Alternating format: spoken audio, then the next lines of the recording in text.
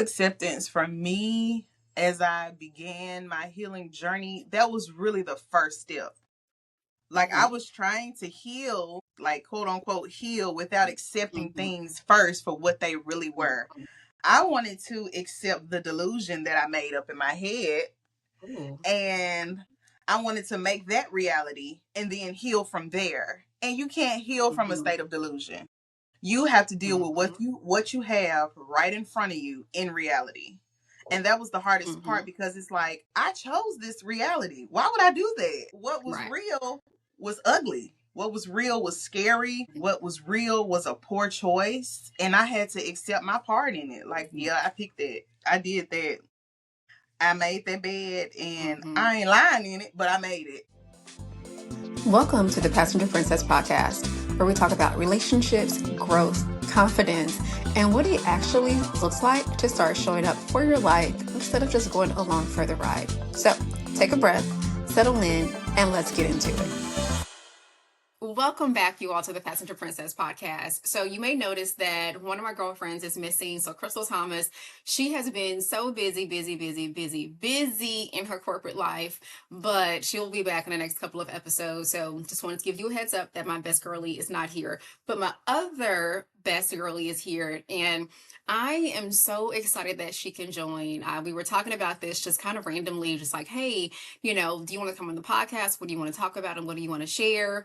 And I've known her for quite some time. And so I've been a part of, or seen her kind of walk through this journey. So when she said she wanted to walk through her healing journey, I was like, you know what?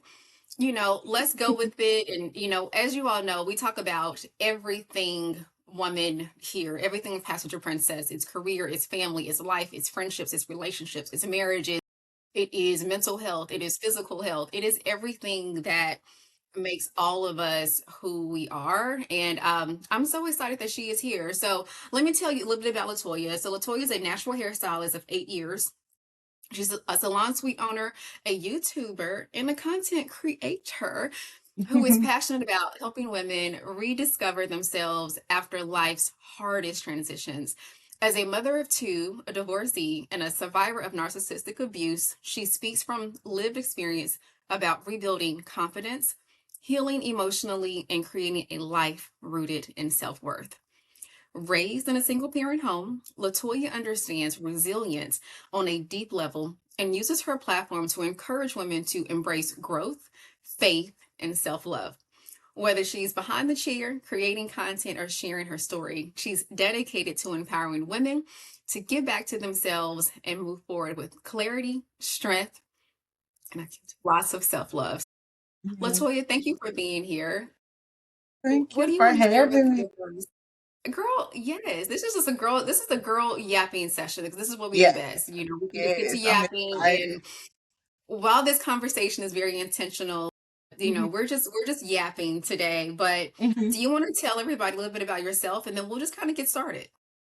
So, like Jamie so eloquently said, I am a mom of two. I have an 8 and a 7-year-old.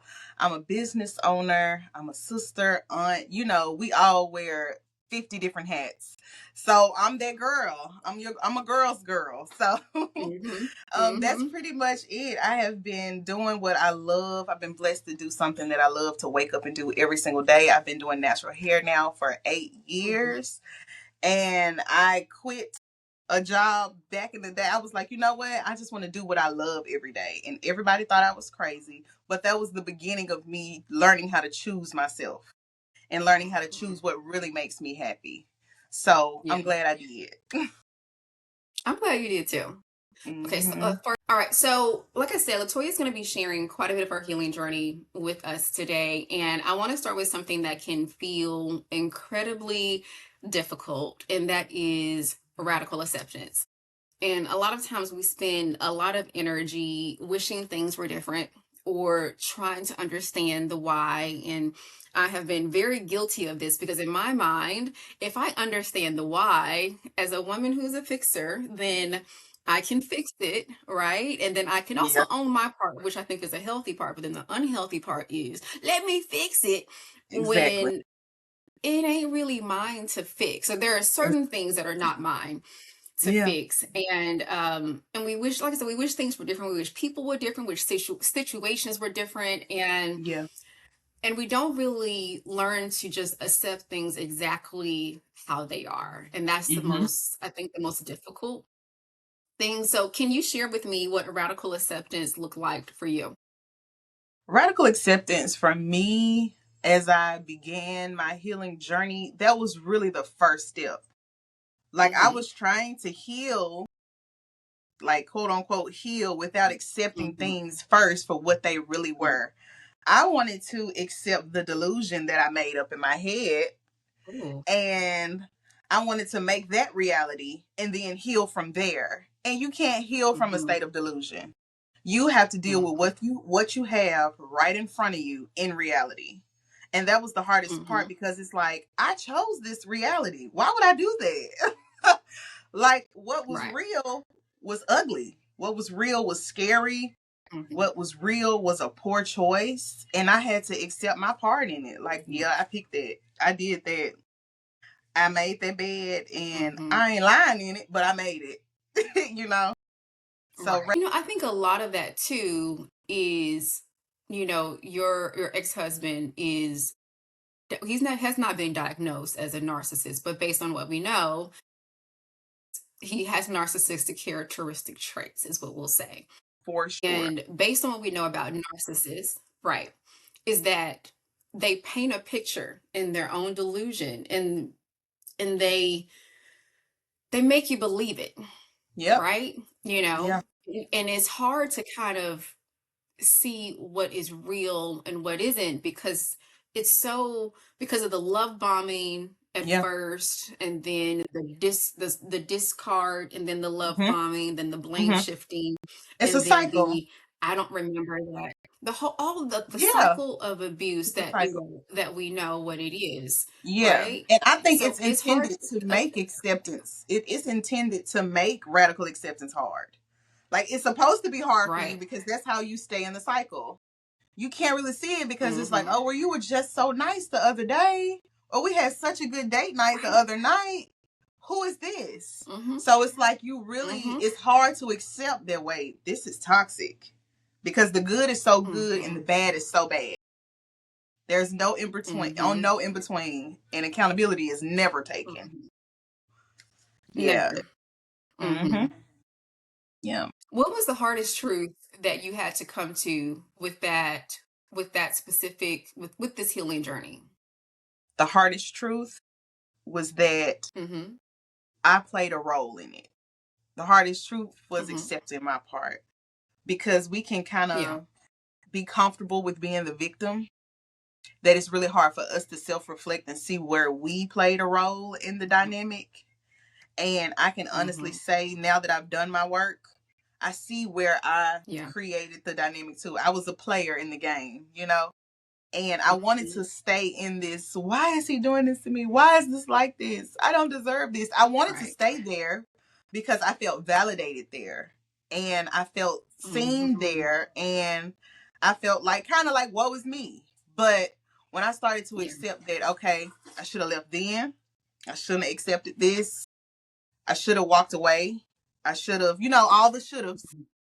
I started to Right. understand that the only way to heal is to accept my part in it and to be honest with myself. Mm-hmm. And Yeah. then from there, my healing journey took off. Mm-hmm. I Yeah. love that. I Well, we talk personally, and Hmm. I for the longest I asked myself the question, how did I end up here? Right? Because I think I'm pretty resilient. I'm pretty smart, like life smart, street smart, Hmm. and like what happened? And I made a video recently, and it was more so about the idea that there were cracks in my foundation, so that I struggled with there were some insecurities, which we all have. There were some Right. self-esteem things, there were some Right. abandonment issues, there were some unhealthy attachment issues. Does that resonate with you? What do you think about that? 110%. I think Mhm. the people that we pick to do life with and do relationship with reflect the people we had to survive in childhood. My dad was Mm-hmm. Oh emotionally yeah. Mm-hmm. unavailable. My dad, he Yep. abandoned the family. So I picked Mm-hmm. partners who showed up the same way my dad did. Even though I was so adamant Mm-hmm. about not doing that. The very thing that I wanted to Right. focus on not doing, I did it anyway. And it was because I hadn't healed that part of me. So subconsciously, I'm Yeah. still picking my dad in Mm-hmm. every partner. Someone who's not available Mm-hmm. for me emotionally or mentally, financially absent, even though they're a physical Mm-hmm. body in front of me, they were still very absent. So I can be honest and Yeah. say that my Mm-hmm. relationships in the past all resembled each other. And it started in childhood. Mm-hmm. Yeah. Yeah. So it Same was kind of experience. like, My dad was physically. yeah. Yeah. So Right. it's like you repeat those cycles because it's all until Mm-hmm. you expose yourself to something different or entertain a new way of thinking and being, you're going to keep repeating the same cycles. So yes, of course I had those insecurities because I didn't get loved properly by the one man who was supposed to love me properly, and that started with my Right. dad. My dad didn't Mm-hmm. show up for me, so the bar was Yeah. already in hell, friend. Mm-hmm. So from there, Same. yeah, so it's like you accept crumbs because it feels like more than what I got as a kid, but not Yep. knowing that's still the bare minimum, baby. You deserve better than Right. that. Mm-hmm. Right. I know, same. My dad was physically and emotionally absent, and my Yeah. mother was emotionally immature. Yeah. And I just didn't.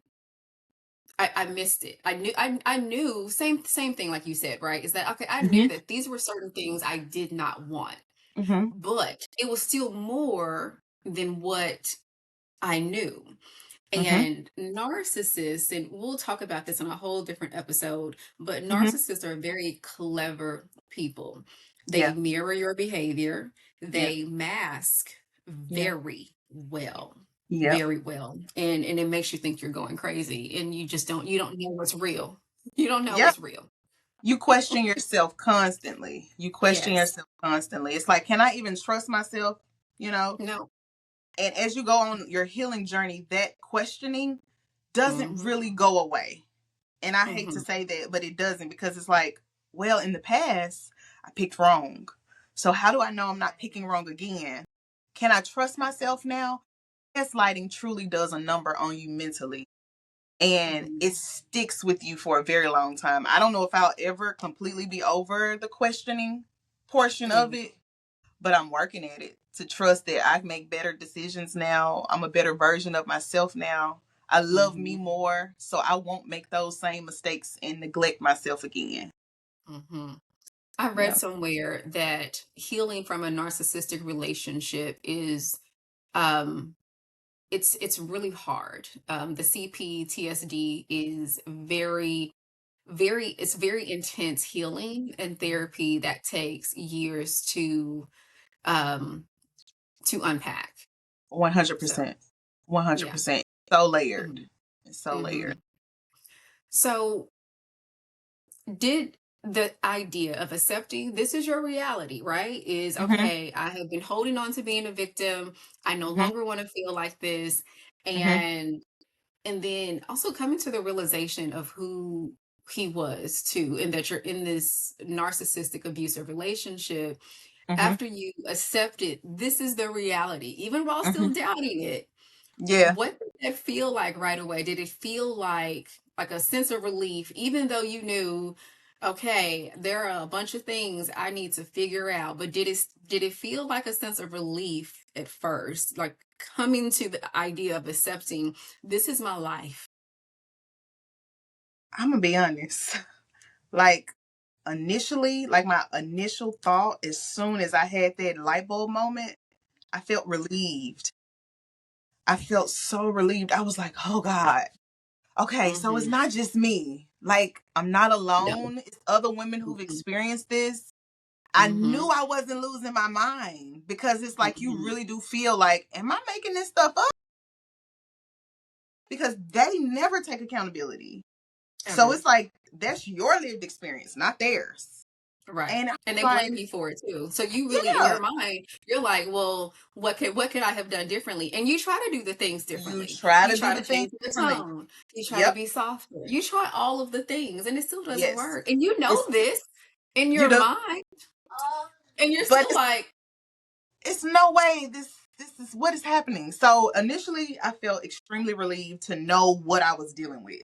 Because it's like now I can come like as a fixer, like you said earlier. I can come up with a game plan now because I know my players. I know what I'm mm-hmm, dealing with. So yeah, initially, extremely relieved. But mm-hmm, immediately after, grief. yeah. Because this will never be the life I thought it would be. There's Oh, I'm no gonna way cry. this is gonna work Yeah, because they don't change, okay? right.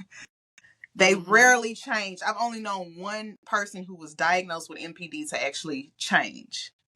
mm-hmm, One. And I don't even know him mm-hmm. personally. I just follow his Yeah, YouTube channel. I know who you're talking So, about.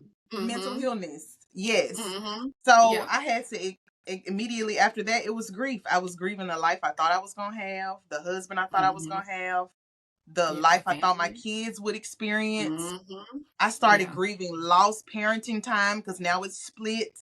I yeah, immediately started grieving all of that. And at that point, I was still in the household. Hadn't filed for yeah. divorce yet. Hadn't even separated. But I was still in the Mm-hmm. house doing the work. Because when I left, I wanted to make sure I was strong enough to stay away. Mm-hmm. So I Mm-hmm. did part of my healing before I left. And I'm Mm-hmm. so grateful I did it that way because I didn't look back once I walked out. Yeah. Yeah. A couple of statistics, and I know exactly. I can't remember. I know what you're talking about because I follow him also on social media. Yeah. But only 2% of people have been diagnosed with NPD, Mm-hmm. and then people are like, only 2%. I know a bunch of narcissistic people. Yeah. But here's the thing: what we know about narcissists is that they don't think anything is wrong with them, technically, right? So they're not Therapy. gonna go to a therapist. When I think Oh, of a narcissist, people who think they're actually a narcissist are most likely not a narcissist. Um, that's the one. Bingo. like, maybe it's me. Yeah. If you're They saying don't. maybe it's me, it's not you, boo. Narcissists don't ask themselves that question. They do not. No, It ain't they me. don't.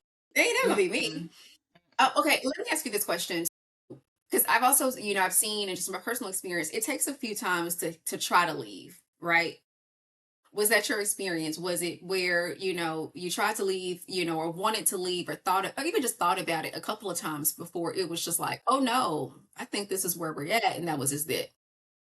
So for me, it was a series of situations that happened that confirmed to me that I gotta go. Mm-hmm. There was one situation where I did leave for like 2 days and I went and Mm-hmm. stayed at my mom's. And his reaction to me leaving opened my eyes that this is not it. I went back though. That's the thing. Mm-hmm. Because of course the story was spun on me and made to be my fault. And I'm like, oh my Of God, course. I failed as a wife. I have to show up better. He's entertaining Mm-hmm. other women because I'm wearing a bonnet at night. I have to take my bonnet off and put my wigs on and roll my So hair so you I can protecting your hair. Okay. sleep. But because the story is spun and the gaslighting Mm-hmm. is there, I Yeah. accepted the fault for his missteps, which should never be the case. So I did leave once and stayed gone for 2 days. After that, there were situations where I was in my head like, yeah, this is not it. I need to Mm-hmm. start, getting another bank account. I need to start moving money. I need to start Mm-hmm. planning. And Mm-hmm. there was a time after the first time I left, I went on a trip with one of my best friends and we just stayed in a tiny house in the woods for the whole I weekend. And remember that. Yeah. I Yeah. grieved the entire 3 days and I hadn't even left yet. I Yeah. was processing it so I can get all of this out of the way. So when I do Mm-hmm. leave, I can stay gone. Right. So that weekend, I grieved my marriage. And that was the year before I left. But it Yeah. was over for me that weekend. Well, that's how it works with women. We always leave emotionally before we actually physically leave. Yeah. Yeah. We wait until we do not like them at all. We stay to the last drop. We Yep. stay to the last drop. And once we out, we Mm-hmm. out. It's like Yeah. I can't even fake like I want to do that again. I have no desire. Mm-hmm. So I Mm-hmm. did leave a couple times. And mentally, a bunch of times. Hmm. I get It, that. yeah, but when I actually left, I left and I stayed gone. Hmm. Can I ask, and you don't Hmm. have to answer, was there a last straw reason before you said, okay, this is it? Yeah, it was. Hmm. It was a You last don't have to straw share if you reason. don't want to. Hmm. I don't mind sharing because I'm learning to just be open about my story because I Hmm. know it's going to bless some women and I know it's going to be some light bulb moments from me sharing my experience. So Yeah. I'm going to share my experience. There was a time where we were not having consensual intercourse. That's what I'm going to Hmm. say because my Yeah. baby's in the upside. It Hmm. wasn't Yeah. consensual. It was more like Hmm. duty. Let me do this Yeah. because with my faith being what it was at the time, I thought I owed Hmm. him my body, whatever. Hmm. So there was never Yeah. a time where I would say no. Even if I Yeah. was tired, sleepy, sick, whatever. I was like, no, because I'm a wife and the Bible says da da da da da da da, you know. Right. So there was a time, and this was the last time that I was intimate with him. He came in the restroom and he was like, you have 5 holes, and I'm gonna need one of them. I was like, excuse me? It's like 6 o'clock in the morning. I'm like, excuse me? I'm Yeah. getting ready for the day, about to wake the kids up. And he was like, yeah. And he started making the game show music. Do do do do do do do. He started making that noise as I was standing there looking like a deer in headlights because who are you talking to? I'm not a prostitute. I'm your wife. Right. Right. And he was like, then he started to point to my hands. He started to point to my mouth, you know. And I was like, this Yeah. man is really looking at me like a walking 5 holes. Hmm. And at that moment, I was like, there is no way God created me to be in a relationship like this. Hmm. God did not create me for abuse. Right. He did not take his time on me. Not the Hmm. God I serve. He loves me Right. deeply. Why would he connect me to a person like this? I did this. He didn't do this. Hmm. You know that scripture that says, what God put together, let no man put asunder. God didn't Hmm. put this God didn't put it together. together. He didn't Hmm. put this together. God would not do me like this. God loves me too much. And at that moment, I left the next month and I was gone the next month. Yeah. That was it for Yeah. me. Yeah. That was it I for me. understand that. That's Yeah. hard. Yeah. You know, because I think about this a lot because like people say, well, God hates divorce. It's like, no, it's not that God hates divorce. It's not that He hates Yep. divorce. No. It's not about that. How has your idea of being a wife when it comes to your faith? What does Mm-hmm. that look like now that you are divorced and based on that experience? Ooh, that's a good question. Now my idea of what being a wife is, it's not that I'm supposed to be subservient to the person that I'm with. Mhm. Yeah. Yes, I'm going to submit to my husband as my husband, Right. but I'm not an animal. I'm not a Hmm. piece of meat. Right. And I'm going to have, you know how they say love should be unconditional? I think people Hmm. really should stop saying that I because agree. 100% you should have conditions. Yes. 100%. Like, no, Hmm. unconditional love leads to abuse inevitably. Hmm. You're gonna be abused if you don't Yeah. have conditions on how a person is supposed to treat you, how you Hmm. expect a person to show up for you. So now moving into the second act of my life, Yeah. I do want to get married again, but I Hmm. will not be used in my next marriage. I will not have this mindset. I had to undo the mindset of the religious brainwashing around marriage Hmm. and how basically the wife doesn't matter. Keep your man happy. That Right. type of thinking is what got me in that situation in the past. Hmm. That's why I stayed there so long because I Hmm. was spiritualizing abuse. Hmm. And it's like, well, no, I got to be a good wife. I got to be a godly wife. No matter how he shows up, I'm going to be the best Hmm. wife I can be. But when Right. you're dealing with a narcissistic person, they don't see that and they don't care. They looking at it like, cool, I win. I'm benefiting off of you being, spiritually brainwashed. Right. This works out for them. And a lot of times they end up with Christian women because of that. I know Mm-hmm. so many Christian women. As a hairstylist, being behind this chair, I hear Mm-hmm. about so many women who love God with all their heart, and they are in narcissistic relationships. And Mm-hmm. they've made it about God, and God has nothing to do with that. No. He is not pleased with Right. that man. No. No. And it's interesting because we talked about this too. Is that like I feel like there are not a lot of um we don't see a lot of us represented when it comes to narcissistic relationships because we were Hmm. raised as Black women. We were raised, and I think all women, but I know for me, I can speak for me as a Black woman, is this: you stand by your man. Or if he does this, or if you're, oh, look at you, at least you got married. And we were, the idea of when we're being described as a strong Black woman, it means that we are supposed to endure. You know what I mean? Yeah. And and I know for me, it's like, well, I don't want to feel like I failed. And I Yeah. know like that's just kind of what my feeling is. And because I say it with all of my self-esteem I have now, Yeah. Yeah. is because of who I am, right? Yeah. I am strong, I am resilient, Yeah. but it's the idea of I just don't want to feel like I failed, like, because that's what it feels like for me. Like I failed at this. I dealt with that. I dealt with that. And the only way I got past that feeling of feeling like I failed was Hmm. realizing that I picked the partner Yeah, based on what I knew at the time. yeah.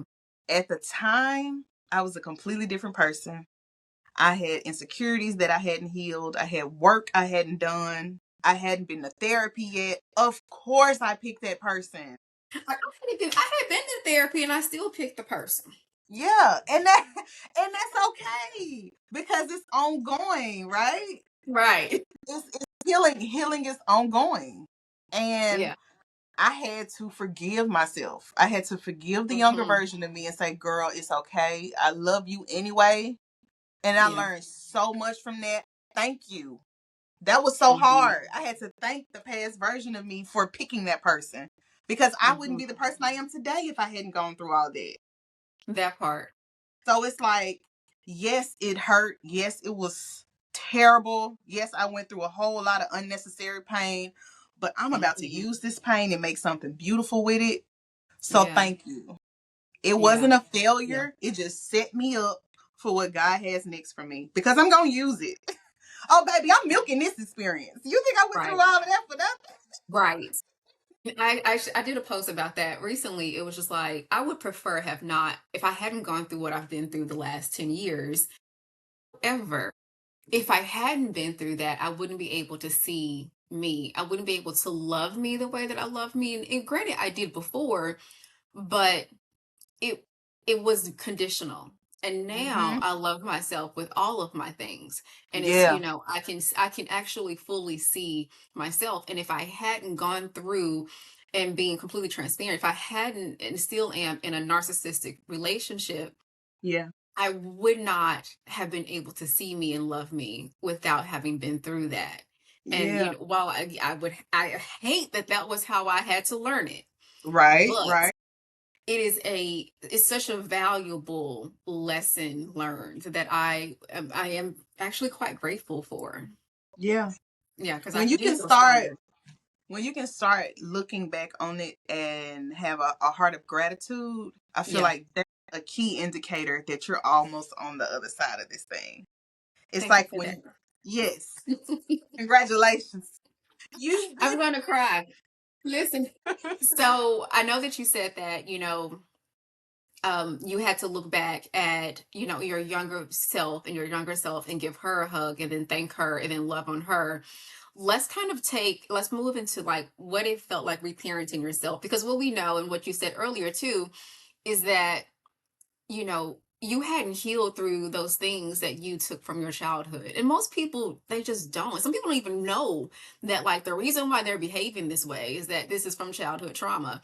And they're not Correct. really aware, which is okay. I think that's quite, normal for a lot of people. I think most people have childhood trauma, but we do have to learn to unpack that to show it better for ourselves We and for do. the people around us. But The idea of parents reparenting yourself. Can you kind of walk me through what that means and what that Okay. looked like for you? Okay. So I'm a nerd when it comes to this stuff. So Mm-hmm. I've read tons of books, podcasts, talked to people Mm-hmm. about all different ways to heal because I took my healing very seriously. And I Mm-hmm. still do. But reparenting is when you go and you meet the needs that your parents didn't meet for you, but you do it Mm-hmm. current day. So say for Mm-hmm. instance in childhood you always wanted to go to the park and swing on the swings. But your Mm-hmm. mom, because she was in survival mode, she's a single parent, she's doing what she can. She never had time to take you. So Yeah. now, once a week, I'm at the park on a swing by myself, carefree. Because I love that. little Toya needed that. Little Toya Yeah. needed that. So let me meet that need now because even though I'm 35, she's still in there and she still Mm-hmm. needs that. So that's Yeah. basically what reparenting is.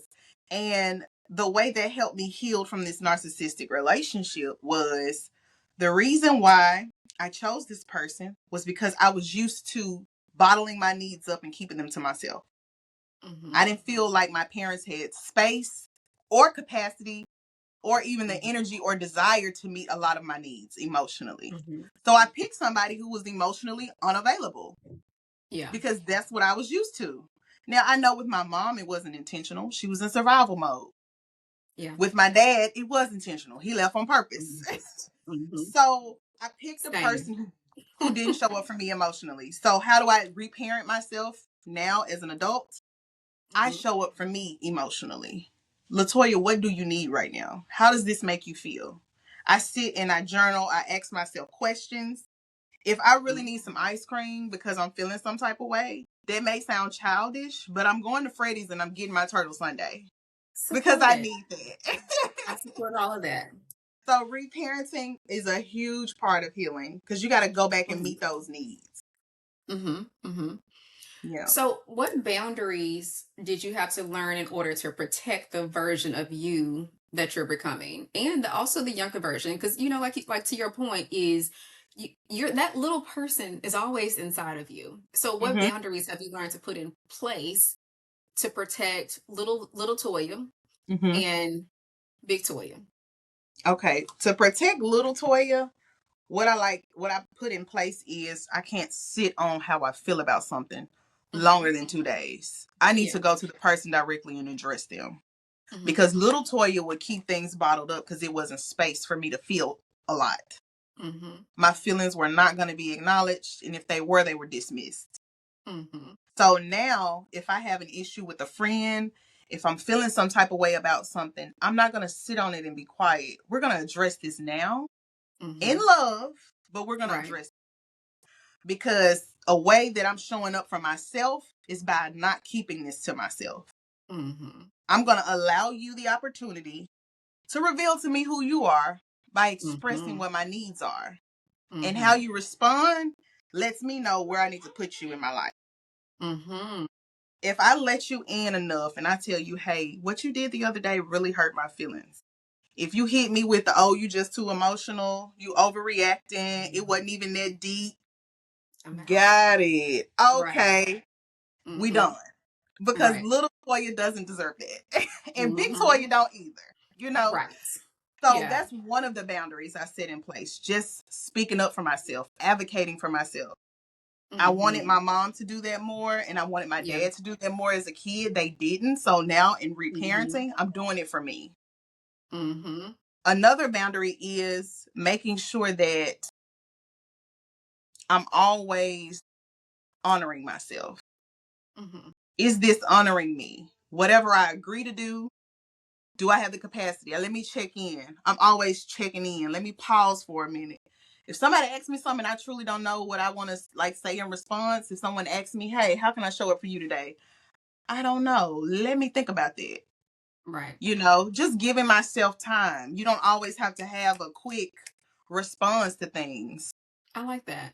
Yeah. Delay doesn't mean no. It just means give Right. me a minute. you know? Mm-hmm.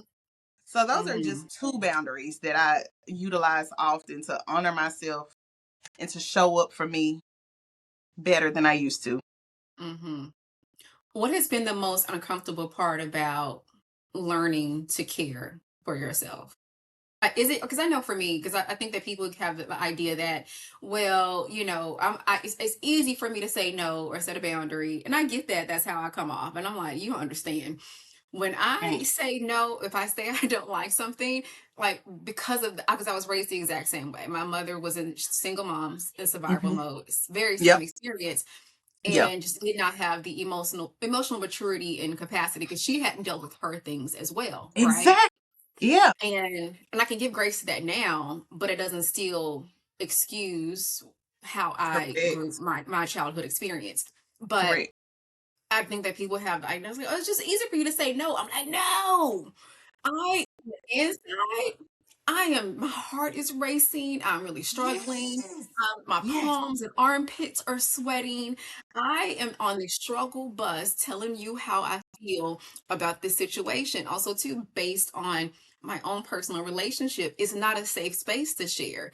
So when I share with other people, I'm nervous as heck.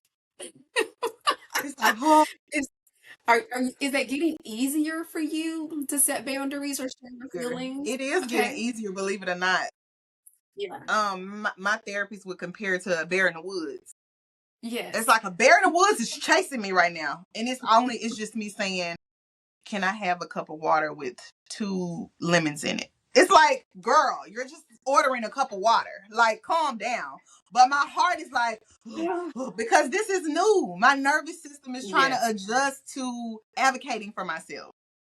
So Right. saying no still to this day, like, it is a level of uncomfort because this is Hmm. 35, no, I'm saying it's 33 years of not Yeah. saying no when I should say no, not listening to my Yeah. gut. So it's going to take me some Hmm. time. I may not be good at Yeah. it until I'm 40, you know, but right That's now, okay. I'm in my it's 40s and I'm still not good at it. okay. It's a journey. My It's a heart journey. still races every time I say no. I'm like, no. But the thing is, we do it anyway, though, right? We do it anyway. Even with the Yes. discomfort, we do it anyway because we know it's the right thing to do. It's a muscle that we're Yeah. building. That no Yeah. muscle is real. And I Hmm. still deal with like false guilt after I say no. Same. Even though I know the no was that was what I should have said. That was the right Hmm. response, but that guilt. Well, I don't I hope I didn't hurt their feelings. I hope they don't take it the wrong way. Well, I didn't mean, that inner conversation, Yeah. that inner dialogue. Every Hmm. time I say no, I'm sick of that, but it's still there. Hmm. It's still there. Well, I think that's also like, I think so many women are raised that we are supposed to be liked, right? And so Yes. because of that, women have a hard time saying no or setting a Mhm. boundary or Mhm. saying, I don't like that, because Mhm. women generally of most backgrounds and cultures is that we are supposed to be liked, and being likable means you don't say no, which is crazy. Don't Insanity. disagree it, and it's I just don't understand that. I really hope that we, this next generation of women, we can raise them to teach them that it is okay that you don't like something. It is Yeah. okay that you disagree. It is Yeah. okay that you say no, because I find that women we are in that millennial, I'm an elder millennial though, in that millennial age Yeah. group, is because we were raised that people are supposed to like you, and they're not going to like you if you say no, if you disagree. Whoop de doo. Right. Okay. Right. So now The we're thing. unlearning behavior Yeah. that we were taught. Being nice is one of the, like, being liked is one of the biggest scams of all I time. agree. I can be kind, but I I can don't be have to be kind, but I nice. don't have to be Yes. nice. You don't Right. have to like me, but you will Right. respect me. I don't know who Right. that is, but I'm quoting somebody. Right. And my thing is too is my personality depends on how you show up to me. Yeah. So if I'm kind to you and you're not kind to me back, cool. You're gonna get this version of me that everybody likes to talk about. So then let's go. Yeah. The one you heard about, that's what you're The about to one you get. heard about, Yeah, because you yeah, probably yeah. want nice and kind to me. So then we gonna Hmm. go. You want to start it, then I'm gonna definitely finish it. Yeah. That's Yeah. me. So in case you didn't know, Hmm. but I'm gonna be super I'm nice glad I and haven't kind. experienced that. I'm glad I haven't experienced that. Well, you've been nice and kind to me, so it's Yes. we ain't got no I'm gonna problem. be kind. Yes, but I try to tell my kids, like, because I want them to not have as much therapy debt as me. I try to Yeah. tell them that, look, if you Mm-hmm. can't say no, I don't care if it's a friend, Mm-hmm. me, whoever. If you can't say no, that's not a Mm-hmm. safe relationship. Yeah. You need to be Mm-hmm. able to say no and the whole world not come tumbling down. Mm-hmm. They Mm-hmm. should not be running a guilt trip on you because you said no Right. about something. If you don't feel Mm-hmm. comfortable, say no. And my kids, I know this is not typical Black parenting, but my kids have told me sometimes, Mommy, I don't want to do that. Or Mommy, I don't like the way that makes me feel. Mm-hmm. What do I look like making them do something that now in reason, because you're gonna clean this room up, but in reason, do something they're not comfortable with, and then and they grow up and I expect them to go out into the world and advocate for themselves. They're not gonna do Mm-hmm. it. They were trained to obey at all costs. Mm-hmm. So I Mm-hmm. can't expect them to be able to take care of themselves in the real world if I'm not training them in the house. Speak up for Mm-hmm. yourself. Mm-hmm. Is that bath water too hot? If it's too hot, let mommy know. You I know? do the same. I do. And It's my the daughter, she has the hardest time with that too. And I try to tell her, hey, it's okay if you don't like something, if you say something, disagree, baby. you have to tell me. And it's Yep. to your point, it's helping them train that muscle to be like, I don't like this. Yep. And I don't have to have it. Because I don't want them to have that heart racing like I do. I Right. don't want them to be Yeah. 35 and they're panicking because my ramen is too hot and I don't want to tell my waiter. Like, baby, just tell Well, they might spit in it. So, I me. think a lot of people struggle with giving themselves the care and grace and compassion that they easily give to others, and I think that is just so powerful that even through all of this, you've been able to see you and love yourself and show up for you. Other people, that's fine too, but show up for you in the way that makes you feel safe and loved and cared for, especially after having have been through, no other way to say it, just a horrific experience.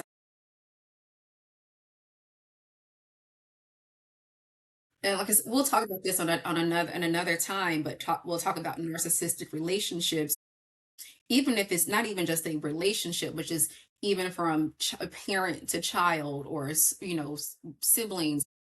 Those are really hard relationships to navigate because I feel like it just rewires your brain in such a wild way, and you it is hard to unravel it, and you just have to learn a whole new way of living and functioning and thinking. And I think what she said earlier is, doubting yourself, even when you know what the reality is, and questioning yourself and learning and relearning to trust yourself and trust your instinct and not question it. And I know that's a lifelong journey, and that's interesting. So Yeah. we'll take a deeper dive, and we'll have a whole episode about narcissistic relationships. Okay. Um, but sometimes people, go through a lot of deep healing work and they worry that life will always be heavy and focused on the past. So I want to kind of Mm. take it out of, all right, we have learned to accept what it is and what it ain't Hmm. never gonna be ever in Yeah. life. Like Yeah. this, it ain't it. It ain't gonna Hmm. be it, right? We're Yeah. accepting that. And we've also looked back a little bit on learning to love our child, our inner child. Yes. What does it look like on the other side of that and finding joy even through all of the uncertainty and quite honestly some of the chaos? What does that look like for you? Hmm. It looks like being regulated. Ooh, I love that word. We'll talk about that Yeah. another time. Yes, girl. We're going to have to dig into regulations. It looks like being Yes. regulated. I remember when I first came out and I started to feel like that in my body. We're in a different environment. We're safe now. It Hmm. was like euphoric. I would have moments where I could not Hmm. stop smiling. I would be driving to work like Yes. just like this surge of You know what I mean? I can't even explain it. It's like a sound effect. Yes. It was just like, Freedom. this Freedom. is what it is. Like I don't have to work. My body is not getting frantic. I'm not in fight or flight. I'm not panicking. I can just be Yes. at ease. Is that what you're Mm-hmm. telling me? Like this was on the other Mm-hmm. side the whole Mm-hmm. time. The other side is so beautiful Yes. that my only regret is not coming over here sooner. That's my only regret. I was like, I should have made this decision at the first sign, you know, at that first sign of this is not what it's Mm-hmm. supposed to be. I should have left then because what's on the other side is Yeah. so beautiful. It's so much bliss and joy Mm-hmm. and peace and regulation. Mm-hmm. And I really want Yeah. women to know that I don't care what you feel like you're getting from the relationship. If it's a narcissistic relationship or the person is just toxic and they got their own stuff they dealing with and they taking it out on you, the other side is beautiful, babe. Like I don't care if they're paying all the Mm-hmm. bills. It's worth not having that financial air quote security to have this bliss. That's the only thing I can think to Mm-hmm. compare it to. It's bliss. Mm-hmm. Because I know women I come love up with that. their own. They come up with their own. I know women come up with like the reasons why I need to stay, the reasons why I have to stay in this situation. I'm telling you, no reason Mm-hmm. is enough. You deserve Mm-hmm. peace. You deserve joy. You deserve regulation. You deserve like euphoria. Truly, you can have heaven on earth. Just Mm-hmm. simply having peace. Yeah. Yeah. Whew. Yeah, girl. I'm going back in my mind to like that one time when I was driving to work and I was just like in tears and it was like happy tears. I'm like, oh my God, I feel so good. Like I felt like a weight was lifted off of my chest. And they make a habit of a life of telling you that it is your responsibility. So their emotional regulation, all of their things, they do it in such a sneaky way of making it feel like it is your responsibility. And it's No, just baby. like it's not my responsibility to manage your emotions and regulate It's your not. emotions. and It's and not. it's just getting out from underneath that. It's like, okay, Yeah. so what does your pain teach you that comfort never did or never would have? Mm. Because pain, I Mm. think a lot of people think that, oh my gosh, even like the idea of failing and then Mhm. pain is like, well, there's lessons in pain. There's lessons in failing. What did your Yeah. pain teach you in this situation? My pain taught me that I'm worthy, that I am Mm-hmm. worthy and I am deserving. And nothing that I say that I need is too much. I'm not asking too much. I'm Mm-hmm. asking the wrong person, but I'm never asking Mm-hmm. too much. And my pain taught me that I'm resilient. I am strong AF, okay? Like to still be able Mm-hmm. to show Mm-hmm. up for other women every single day at my job who cry in my chair and still be going through that. I look back and I'm like, how was I not Mm-hmm. insane? Like, I Girl, don't no, want, because you showed up for me, girl. that's what I'm saying. So it's like, oh my God, I am so strong. And I would have never known that had I not Yeah. been stretched in that way. Now, I'm not trying to be stretched like that Yeah. again, but I know I have the Yeah, I get that. ability. Yeah, I have the ability to be Mm-hmm. stretched and still be strong and show up for my kids and my friends and my clients. So pain Mm-hmm. taught me so much about myself. I'm a really amazing person.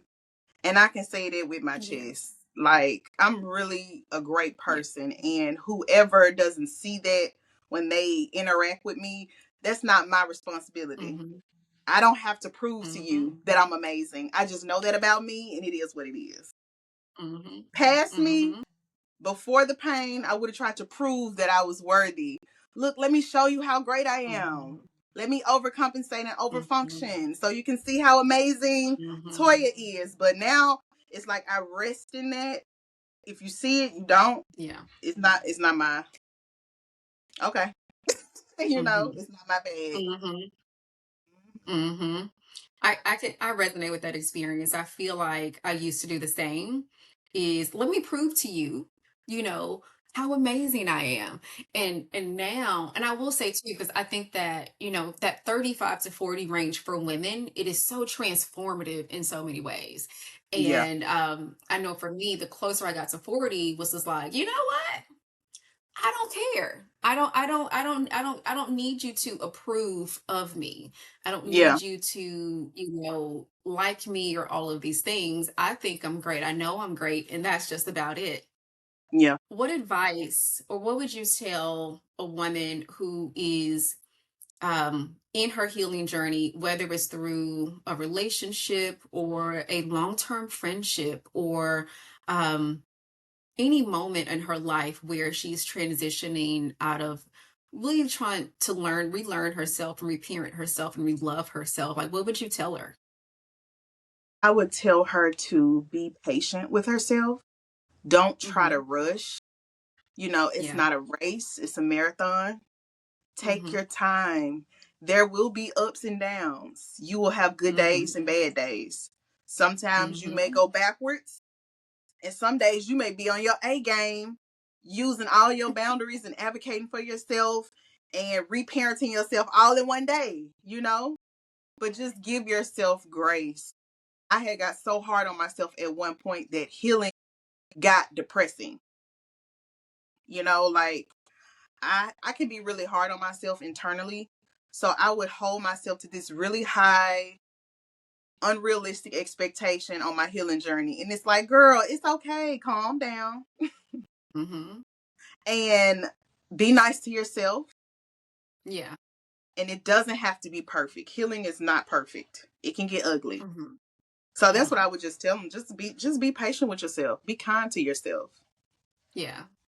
It's not gonna be a consistent level 1, level 2, level 3, level 4. It may be level 1 back to level 0.5 up to level 3. You may go up and Not down, 0.5.